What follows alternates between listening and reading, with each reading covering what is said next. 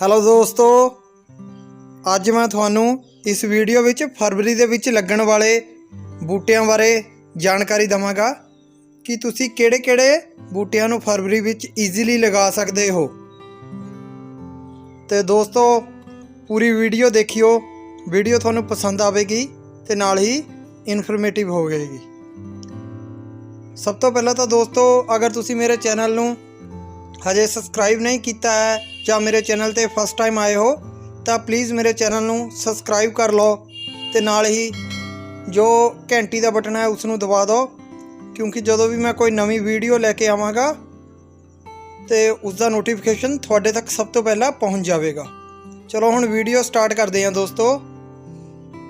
सब तो पहला जिहड़ा प्लांट है वो है क्रोटोन। इस दे विच 2-3 प्रजातियां हुंदियां हन।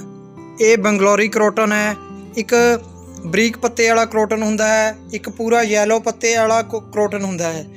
3-4 वैरायटियां इस विच आउंदियां हन। एक शैमी शेड प्लांट है जिसनूं तुसी सवेर दे 2-4 घंटे की धुप्प विच रखो, उस तो बाद इस ते छां आ जानी चाहिदी है।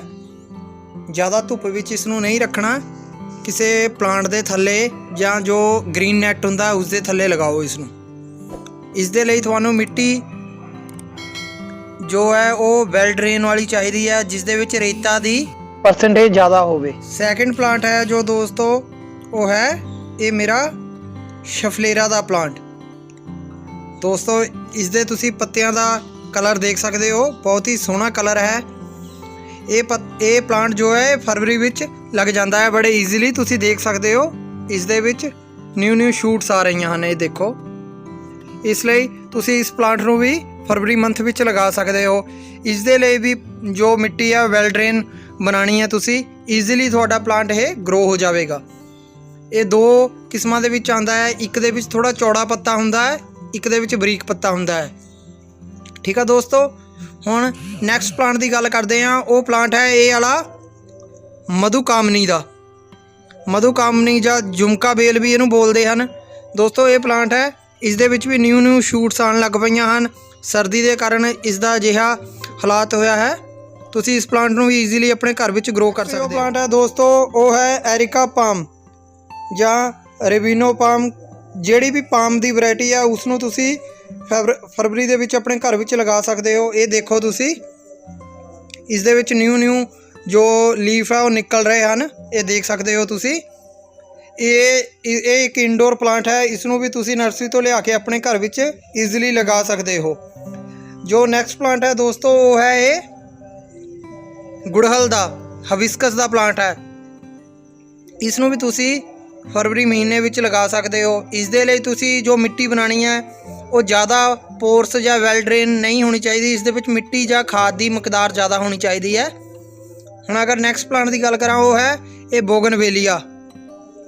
ये चाइनीज़ बोगनवेलिया है। इस दे उपर भी देखो न्यू फुटार आन लग पिया है। इसनूं भी तुसी ईजीली अपने घर विच लगा सकते हो फरवरी च। नैक्सट जो प्लांट है दोस्तों ये देखो तुसी संगोनियम है या ये वंडरिंग जू है। इसनूं भी तुसी ईजीली फरवरी मंथ विच अपने घर विच लगा सकते हो। उस तो बाद जो फॉक्स की वैरायटी आती है, पोनीटेल एक फॉक्स टेल हुंदी है, एक ये फॉक्स हुंदी है। इसनूं भी तुसी फरवरी विच लगा सकते हो। ईजीली ग्रो होने वाले प्लांट है दोस्तों। गल करा तो वो है ये जो मधुकामनी, एक मधुमालती सी है, मधुकामनी है दोस्तों। इसनूं भी तुसी ग्रो कर सकते हो। ये हिबिस्कस है। नैक्सट प्लांट की अगर गल करा दोस्तों है जेड प्लांट। ये देखो ये मेरी जेड की बॉन्जाई है। इसनूं भी तुसी ईजीली अपने घर दे विच ग्रो कर सकते हो। फरवरी दे विच बड़ा ईजीली ग्रो हो जाता है।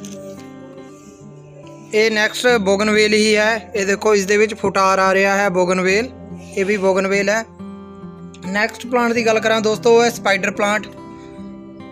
स्पाइडर प्लांट नूं भी तुसी फरवरी दे विच ईजीली ग्रो कर सकते हो। ये देखो मेरे कोल कितना स्पाइडर प्लांट है।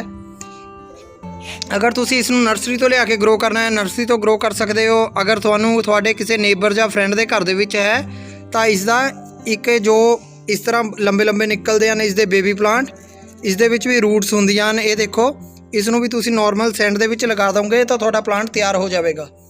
ये देखो इस तरफ भी है स्पाइडर प्लांट। ਨੈਕਸਟ ਪਲਾਂਟ ਹੈ ਦੋਸਤੋ ਇਹ ਯੂਕਾ ਪਾਮ।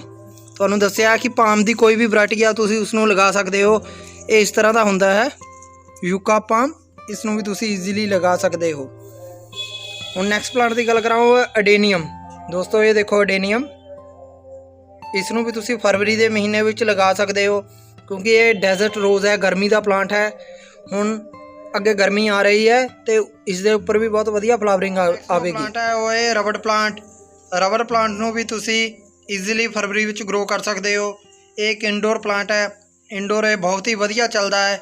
ਇਹ ਮੇਰਾ ਰਬੀਨੋ ਪਾਮ ਹੈ, ਦੇਖੋ ਇਸ ਦੇ ਵਿੱਚ ਵੀ ਬਹੁਤ ਵਧੀਆ ਪੁੰਗਾਰ ਆ ਰਿਹਾ ਹੈ। ਇਸ ਨੂੰ ਵੀ ਫਰਵਰੀ ਵਿੱਚ ਲਗਾਓ।